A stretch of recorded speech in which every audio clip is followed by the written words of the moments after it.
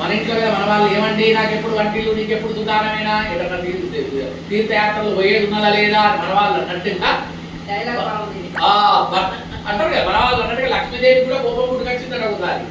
ఏమండి మనకి ఎప్పుడు ఈ వైకుంఠమైనా ఎక్కడన్నా పోయేది ఉన్నదా అన్నాడు లక్ష్మీదేవి.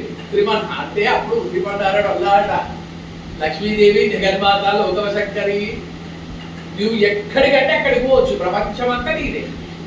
త్రైలోక్య పూజితం సర్వదేవీనా యాదేవి సర్వభూతేషు బ్రహ్మరూపేణ సంస్థిత నమస్తస్మై నమస్తస్మై నమస్తస్మై నమో నమః యాదేవి సర్వభూతేషు మాతృరూపేణ సంస్థిత నమస్తస్మై నమస్తస్మై నమస్తస్మై నమో నమః.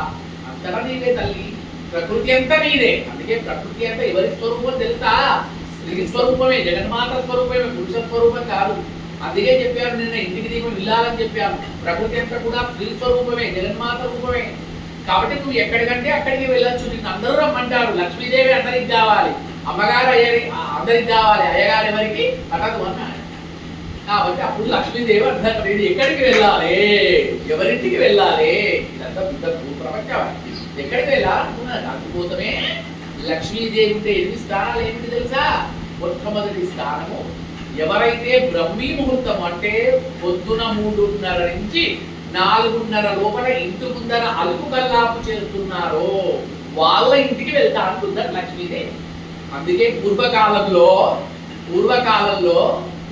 ఇది దేవుళ్ళు లేచే సమయం. బ్రహ్మీ ముహూర్తం అంటే దేవుళ్ళు లేచే సమయం. ఇప్పటికీ కూడా మానస సరోవరంలో మా బంధువులు